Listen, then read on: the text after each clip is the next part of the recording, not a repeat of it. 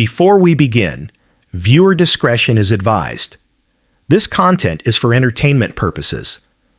What happens when one of entertainment's most iconic figures sits down with daytime television's most notorious panel and everything goes disastrously wrong? When decades of built-up industry frustration collide with calculated ambush tactics on live national TV, the result is the most explosive confrontation in talk show history. A moment when a true legend reminded the world why she earned that status, and why some battles are worth fighting no matter the cost. This is the story of Cher versus The View, a clash that will be revisited, examined, and debated for years.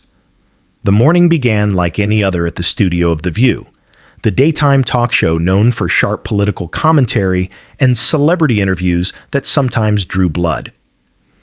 The production crew worked with their usual precision, adjusting lights, testing microphones, and moving through the standard pre-show routine. In the green room, makeup artists applied finishing touches to the 5 hosts who would soon take their seats behind the well-known curved desk associated with heated discussions and viral moments. But this wasn't destined to be just another episode. This one would be historic. Cher was scheduled for the second segment as part of the promotion for her memoir, Unfiltered: 5 Decades of Truth. At 68, she remained a dominant presence in entertainment. With over 100 million records sold, an Oscar, multiple Grammys, and a career spanning 50 years, she had moved beyond celebrity into something far rarer. A living legend who had endured every attempt to silence her, sideline her, or break her. Those who knew her understood she was not someone to underestimate. She had survived battles that would have crushed other artists. Blacklisting in the 70s for her activism, harsh media criticism of her appearance and personal life, industry sexism that tried to push her aside after 30, and threats for supporting LGBTQ rights when it was truly dangerous. She had faced powerful men, corrupt systems, and cultural prejudice, and she had prevailed every time. But the hosts of The View either forgot that history or believed they were somehow exempt. Joy Behar, the sharp-tongued lead known for her biting remarks, was unusually quiet during the morning meeting. Those around her recognized the signs. She was planning something. Whoopi Goldberg, the show's anchor and supposed voice of reason, seemed distracted, her usual warmth replaced by something harder to read. Sunny Hostin, Sarah Haynes, and Ana Navarro exchanged subtle glances, suggesting this interview had been more deliberately set up than most. The trap was ready, and Cher didn't know it. When she arrived, gracious and professional as always, she walked onto the set to warm applause, her presence commanding attention immediately. She wore a sleek black blazer over a silver top, her long hair falling past her shoulders, moving, with the confidence of someone who had walked onto thousands of stages without ever doubting she belonged there. The host stood, greeting her with bright smiles and firm handshakes. To a casual viewer, everything looked normal. But the cameras later revealed the small signs. The way Joy's smile didn't reach her eyes, the tension in Sunny's shoulders, the calculating look Anna sent toward the control room. They were circling, and Cher had walked straight into their setup. The first minutes went by without issue. Whoopi guided the conversation safely. Cher's long career, her memoir, her recent tour. Cher answered with practiced ease, thoughtful and engaging, at times drawing real laughter from the audience. She was doing what she'd always done, promoting her work, connecting with fans, staying the consummate professional. But those who knew the warning signs were already uneasy. Then Joy leaned forward, and the temperature in the room seemed to shift. "So, Cher," Joy began, her tone sharper than before. "You've been in this business for over 5 decades. You've seen major changes in entertainment. Tell us, how exactly have you managed to stay relevant all these years?" The word hung in the air like a challenge. Relevant, not successful, Not influential, not legendary. Relevant, the word used to diminish, to imply someone's time had passed and they were clinging to old fame.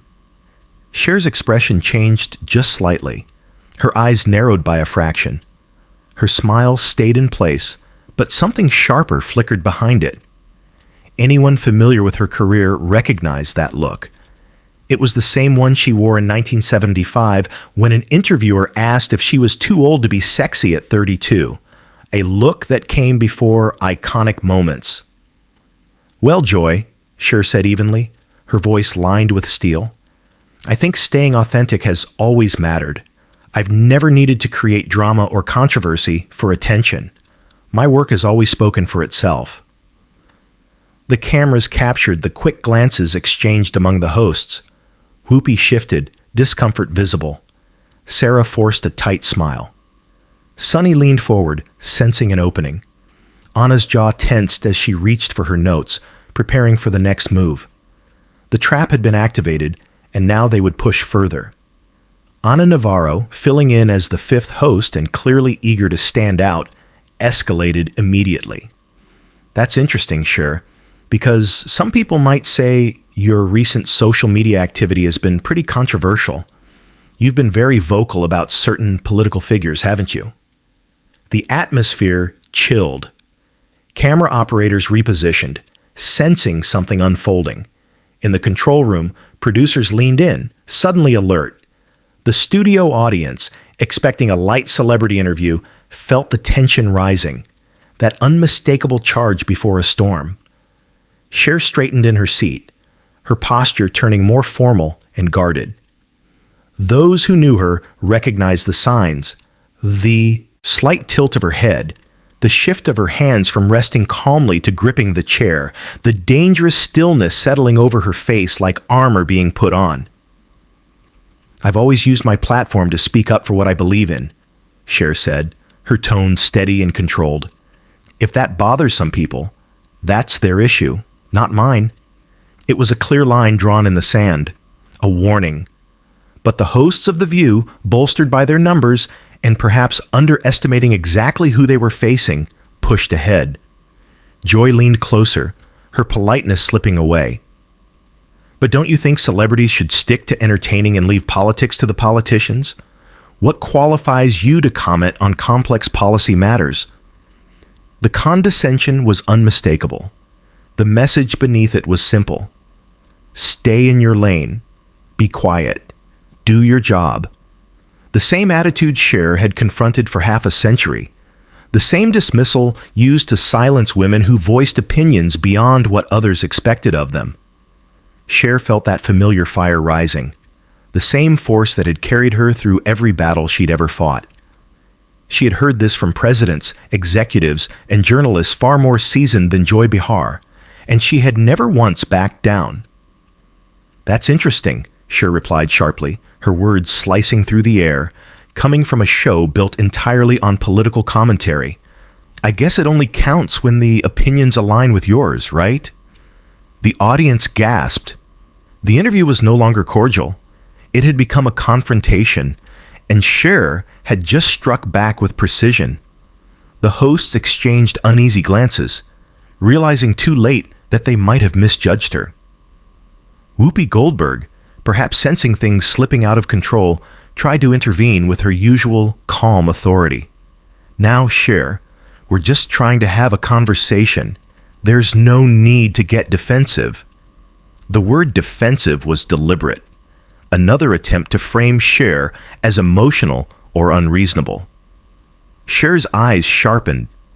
"Are we having a conversation? Because it feels more like an interrogation designed to make me look bad." The coordinated approach is pretty obvious from where I'm sitting. The blunt truth hit like an explosion. The host's carefully maintained image of harmless questioning cracked.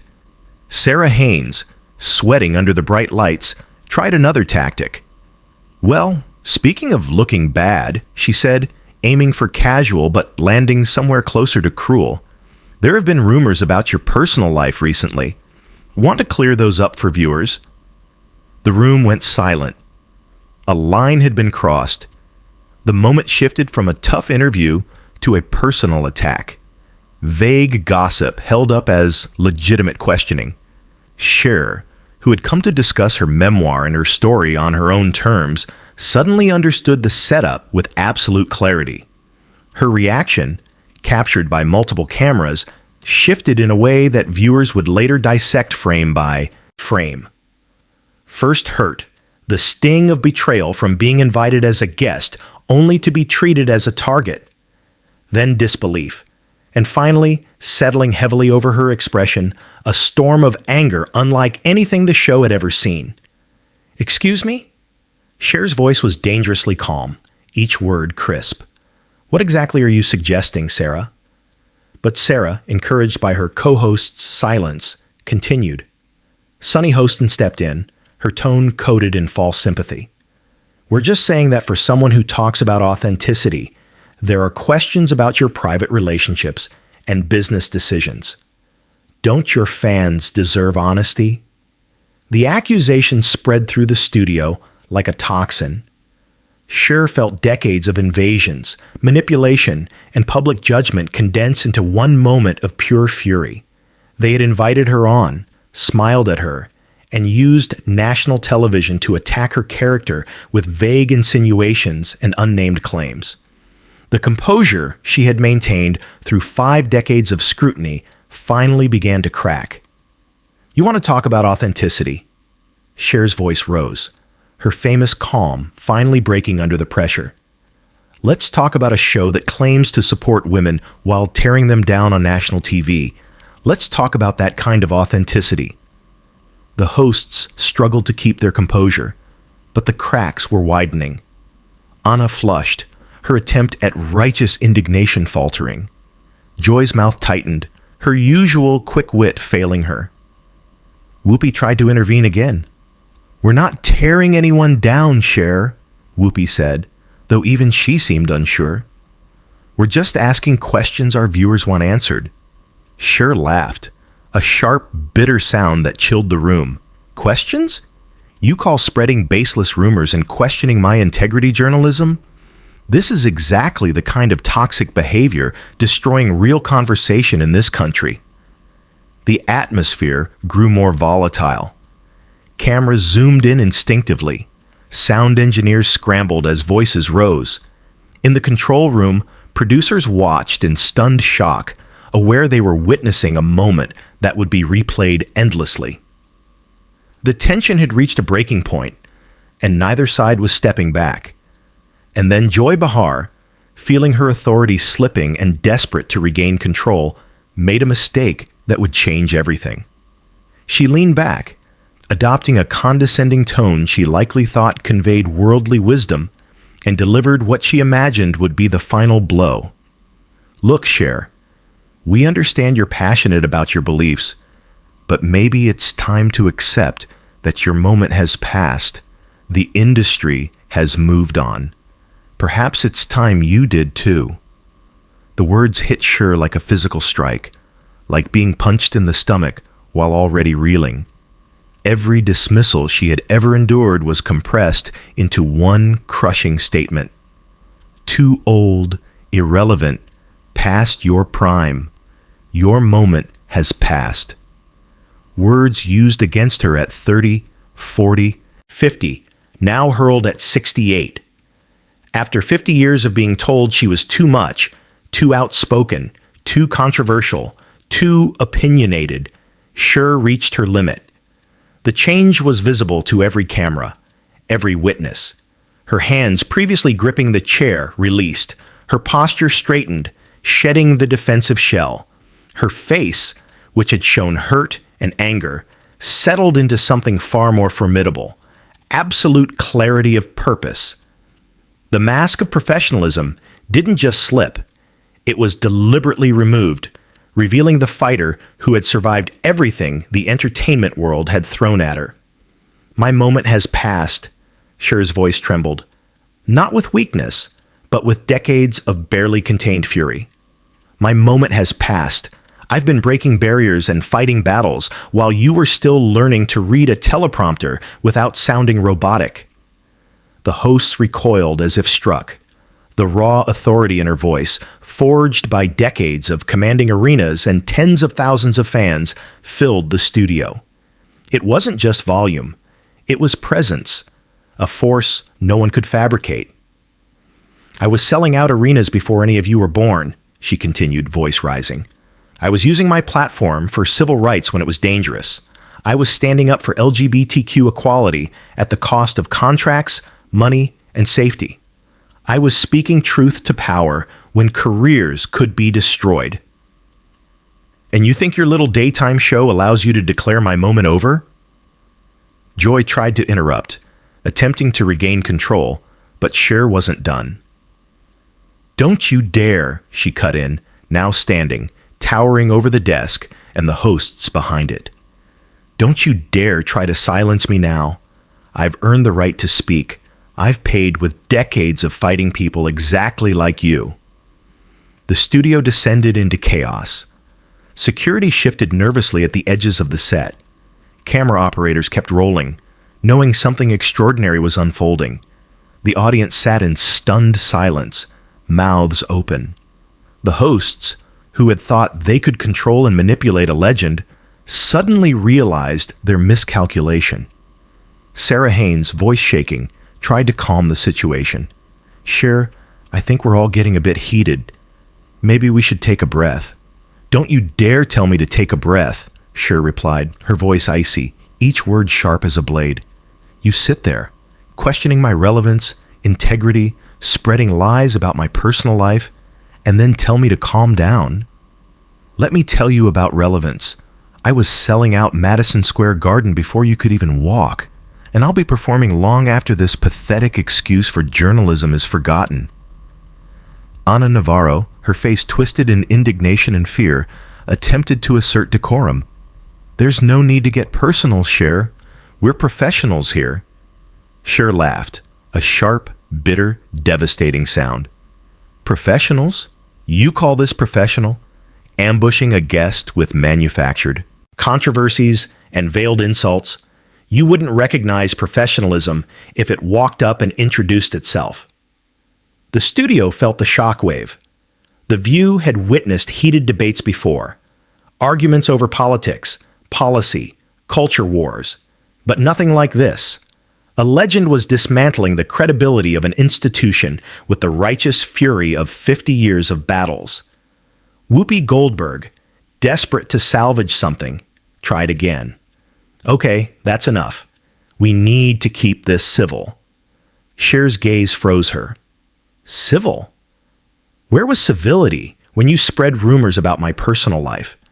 Where was civility when you questioned my business dealings without evidence?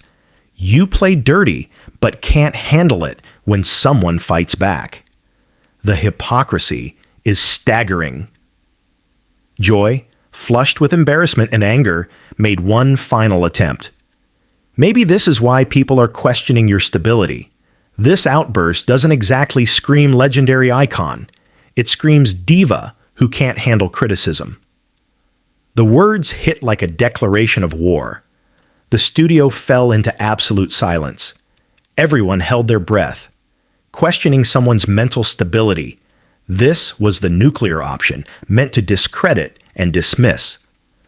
Cher stood perfectly still for 3 seconds that felt like hours, then stepped closer to the desk, filling the space with the force of nature she embodied. When she spoke, her voice was dangerously quiet, more terrifying than a shout. "My stability." Each word cut with precision. "Now you want to question my mental stability? I survived blacklisting. I survived death threats. I survived sexism designed to end my career multiple times. I survived decades of people trying to silence, discredit, and destroy me. And you think your little Mean Girls Club can break me?" Sunny Hostin, either emboldened by joy or unwilling to retreat, committed the most catastrophic mistake of the confrontation. Well, given your history of dramatic relationships and public controversies, it's not exactly unreasonable to question. Stop right there. Cher's voice tore through the studio like thunder, so loud and commanding that several people jumped. The sound engineer's hand slipped on the board. A camera operator instinctively stepped back. In the control room, a producer dropped their coffee. "Don't you dare!" Her voice vibrated with rage that seemed to shake the very building. "Don't you dare bring my relationships into this.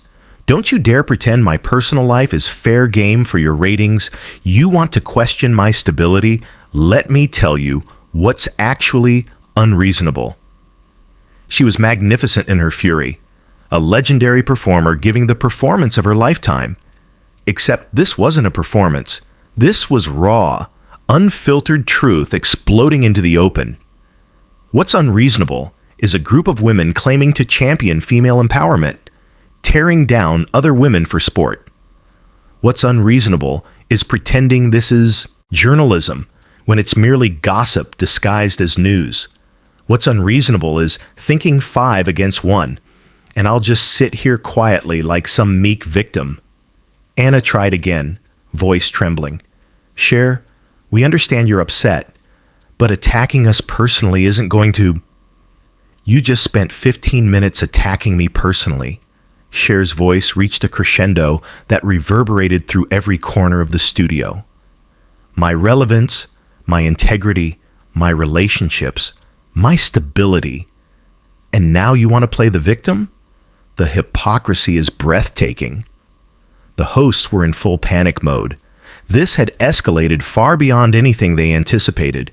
Their careers, credibility, perhaps even the show itself, were on the line, broadcast live to millions. Sarah had tears in her eyes. Sunny looked pale, almost sickly. Anna sat frozen. Joy made a last, desperate attempt. "Look, we're sorry if you feel—" Cher laughed, sharp and bitter. "There's no if about it. You ambushed me with lies and insinuations. You questioned my character without evidence. And now you gaslight me, pretending it's all in my head. I know exactly what you did. America knows exactly what you did. History will remember exactly what you did." Whoopi, realizing the situation was spiraling, tried to regain control. "Cher, I'm going to have to ask you to lower your voice. This behavior—" "You're going to ask me?" Cher's disbelief was palpable. "You're going to ask me to lower my voice after raising yours to attack me? After ganging up on me like vultures circling a wounded animal? The audacity is breathtaking." Sarah, tears streaming, made one last plea. "We never meant for this to get so heated. We were just trying to have a conversation." Cher's voice so powerful that sound engineers later reported audio spikes unlike anything they'd ever seen cut her off. A conversation? This was a coordinated character assassination designed to humiliate me on national television. And the saddest part? You thought I'd just sit there. You thought you could bully me into silence like countless others before. This has reached its absolute peak. She stood like an avenging angel, magnificent in righteous fury, facing 5 women who had severely underestimated her. The studio felt so charged with tension, it seemed reality itself might crack. Anna, realizing retreat was impossible, made one last stand. "Well, if you can't handle tough questions, maybe you shouldn't be doing interviews. Maybe you should retire." "Can't handle tough questions." Cher's voice exploded like a volcano, shaking the studio foundations. "Tough questions. You call spreading lies and manufactured drama tough questions. You wouldn't recognize a tough question if it hit you across your surgically enhanced faces." The rage was raw, unfiltered. This was no celebrity maintaining dignity. This was a warrior pushed beyond her limits, fighting with everything she had. The hosts recoiled. Joy's mouth fell open. Whoopi's eyes widened. Sunny made a small sound of distress. Sarah was openly weeping. Anna seemed to wish she could disappear. Cher's voice, honed over decades of commanding stadiums worldwide, filled every corner of the studio. Microphones and speakers struggled to contain it. Camera operators stepped back instinctively, later reporting they felt physically moved by the force of her presence. Producers in the control room sat in stunned silence. Joy, crimson with anger, humiliation, and fear made the fatal mistake of matching Cher's intensity. "Don't you dare talk to us like that. We've been doing this show for years. We have every right," Cher laughed, a terrifying, intense sound combining rage and contempt. "You've been doing this show for years. I've been in this business longer than all of you combined. I was breaking barriers and changing the world while you were still learning to read cards without moving your lips." Whoopi stood, thinking her presence might establish control. A disastrous miscalculation. Cher turned her full legendary presence on her, and Whoopi instinctively stepped back. "Sit your ass down, Whoopi." The command was so powerful she obeyed before fully processing it. You, of all people, should know better. You're supposed to be the voice of reason, but you're just another cog in their mean girls' machine. You should be ashamed of yourself. The studio descended into chaos. Security personnel shifted nervously, hands on radios, unsure whether to intervene in what had become the most explosive confrontation in daytime television history. The audience sat transfixed, some horrified, some thrilled, all unable to look away. Camera operators continued filming, professional instincts overriding discomfort, knowing they were documenting a moment that would be discussed for years. Sunny, tears streaming, made a final desperate attempt. "Cher, please, we can work this out. We can talk about this like adults." "And we don't have to work anything out." Cher's voice rose to a pitch so intense it threatened the sound equipment. "There's nothing to work out. You showed me exactly who you are the moment I walked through that door. You're vultures, feeding on other people's pain for your pathetic ratings." Sarah sobbed openly, overwhelmed by stress. Anna sat pale and frozen, the co-host who had delivered some of the harshest remarks now wishing she could vanish. Joy's face mixed defiance and dawning horror as she realized the magnitude of what they'd unleashed. "You want to know what tough questions actually look like?" Cher continued, her voice carrying 50 years of accumulated rage and truth. "Here's one. How do you sleep at night knowing you make your living destroying other women? Here's another. What kind of example are you setting for young girls who learn the way to succeed is tearing others down?" Joy opened her mouth to interrupt, but Cher silenced her with a single look. "I'm not finished." Her words echoed like gunshots, final and absolute.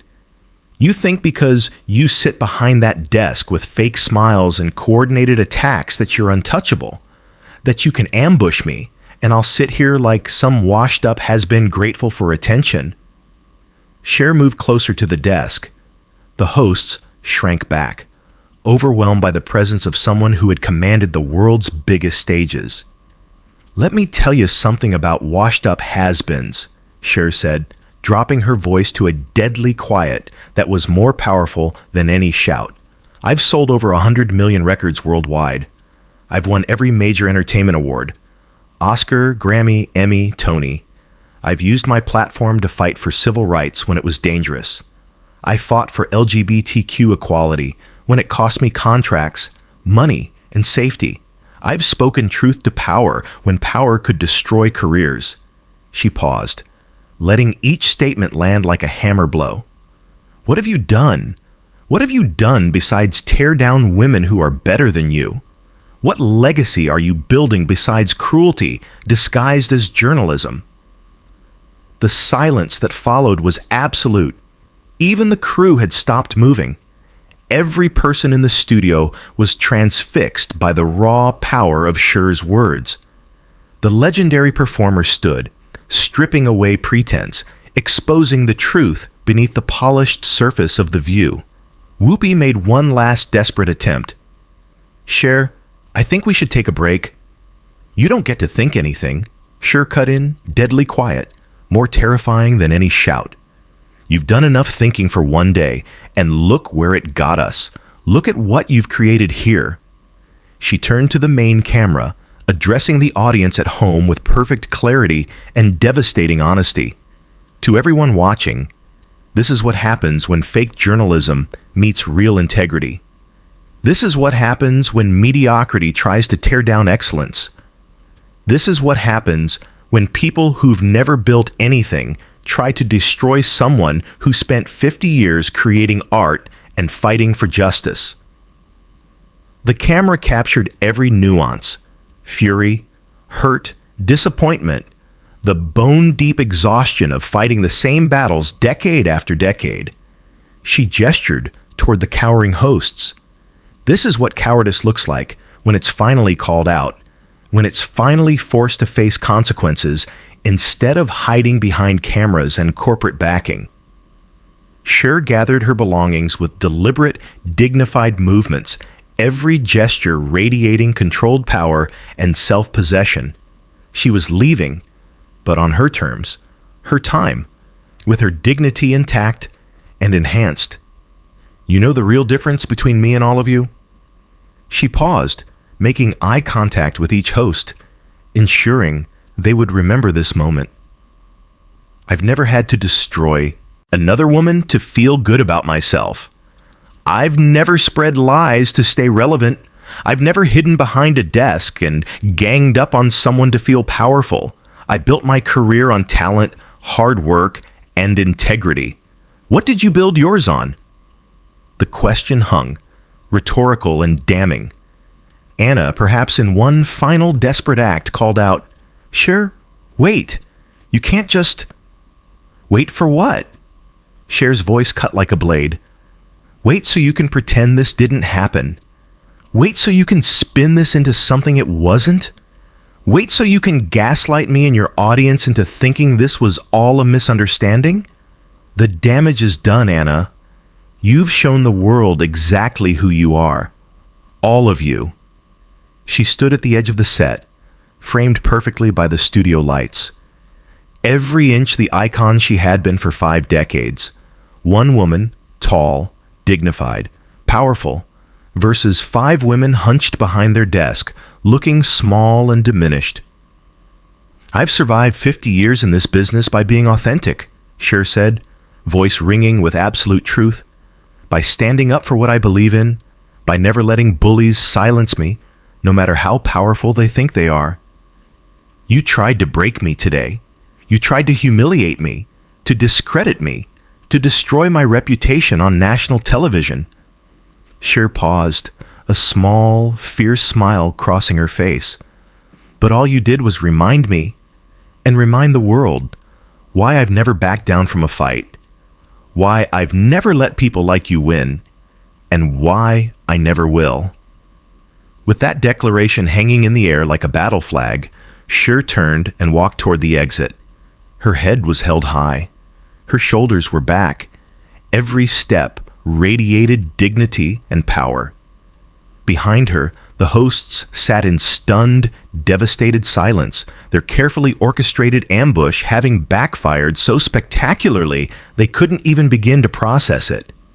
At the door, Cher paused. She turned back one final time, the camera capturing her expression perfectly. Not triumphant, not cruel, but absolutely certain of her moral authority. "Good luck explaining this to your viewers," she said, voice clear and steady. "Good luck explaining how you turned what should have been a celebration of a woman's life and career into a character assassination attempt. And good luck living with yourselves, knowing that millions of people just watched you reveal who you really are." The door closed behind her with a decisive click that seemed to reverberate through the studio. The cameras kept rolling, capturing the aftermath. The hosts' shocked faces, the toxic atmosphere they had created and now had to sit in. The studio audience remained in stunned silence. No one knew how to proceed, how to recover from what had just happened. In the control room, producers frantically debated whether to cut to commercial, how to salvage the rest of the show, how to handle what was about to become a massive public relations crisis. On set, The 5 hosts of The View sat frozen, each processing in their own way the magnitude of what had just occurred. What had begun as a routine celebrity interview had transformed into a masterclass in legendary status. Cher had walked into their trap and turned it into their nightmare. She had faced down 5 hostile opponents on their own turf and emerged not just victorious, but with her integrity enhanced, her power demonstrated, and her legendary status reinforced in the most dramatic way possible. The View would have to face the consequences of their coordinated attack. They would have to answer to their network, their sponsors, and most importantly, their viewers. They had tried to diminish a legend, and instead had given her the perfect platform to remind the world exactly why she was legendary in the first place. Cher walked out of that studio with her head held high, her dignity intact, and her place in entertainment history more secure than ever.